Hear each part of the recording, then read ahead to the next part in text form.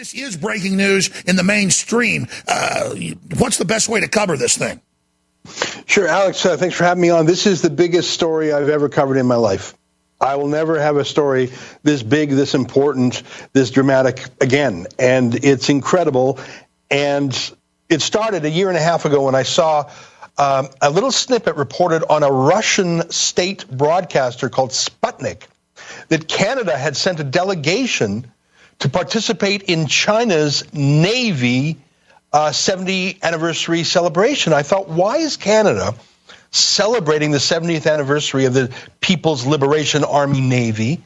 And I don't know if you know this, Alex, but just a few months before that, China grabbed 2 Canadian civilians off the streets and has held them hostage ever since. So it's gross that a NATO member and a NORAD member like Canada would celebrate the People's Liberation Army celebration at all. But this was just months after China kidnapped 2 Canadians.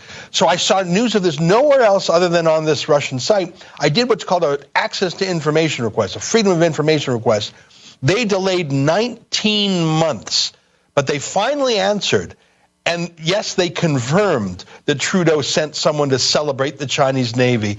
But that was the least of it, because they sent 34 pages of internal documents that I never actually even asked for. And instead of blacking them out, as secret documents usually are, they only grade them out. You can read every single word. And I put them up on the internet at thechinafiles.com. You can take a look. But let me just tell you, the craziest thing in there, I did not know any of this, and I like to think I follow the news closely.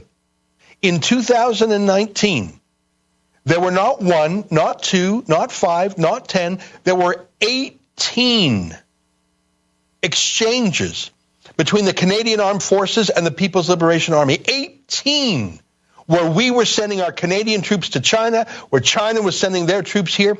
And you're correct, one of them, the cold weather training at CFB Borden, our Canadian Forces base, Petawawa in Ontario. There's a Canadian Forces base in Ontario, specialists in cold weather warfare.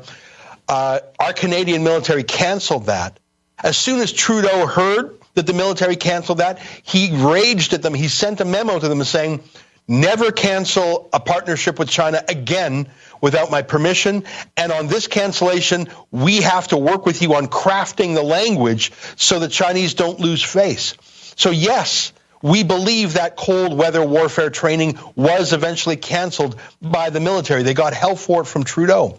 But the real news here is that there were 17 other military exchanges, including Chinese 1-star and 2-star generals coming to Canada to study in our war colleges. If you go to these documents, the most interesting pages are the last 2 pages. I see you're scrolling them on your screen right now. Go to the last 2 pages. You'll see a list of all 18 exchanges. I got to throw one more thing at you, Alex. In October of 2019, in the city of Wuhan, maybe you've heard of it, that China held the Military World Games. It's like the Olympics for soldiers. Huge propaganda coup for China. Canada sent nearly 200 Canadian Armed Forces personnel for 9 days to Wuhan. Now, you got your questions about the virus. Let's put those aside. You got the propaganda bonanza for China. Let's put that aside. Why on earth would you send 200 physically fit young men and women, most of them single, for 9 days to China, where they will be wined and dined and wooed Swalwell style? At the very least, China will know a lot more about those 200 soldiers forever. And at most, maybe 1 or 2 of them will be turned, extorted, entrapped in a honey trap. Who sends Sure, you would never send regular soldiers. You would only send spies to infiltrate them. That's why they always have the joke, James Bond having sex with the other operatives, because both sides are spying. You don't send regular troops into a situation like that. Well, and that's the thing. On the Canadian side, when we were getting these people coming to Canada to study our systems, they're not sending regular GIs. They're sending probably people with photographic memory, people who have studied our systems and are actually just trying to crack our codes and processes and strategies. The crazy thing is we're inviting them in. We're sponsoring them. We're letting them wander around on our military bases without a minder. And this is all from Canada, which is we're your best friend and ally. What the hell are we doing? So here's the thing. When we canceled the cold weather warfare exercise with China, and this is right there in the documents, this is why these documents are so incredible. 34 pages, unredacted, secret, they're marked secret. Some of them are marked Canadian eyes only. So when our soldiers said, no, we got to cancel this military winter warfare training, the Prime Minister said, why?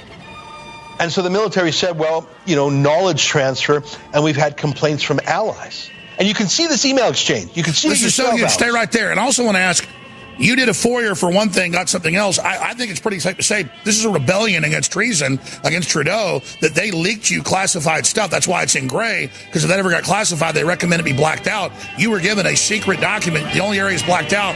You decided to do so to protect the innocent. This is huge, folks. We'll be right back.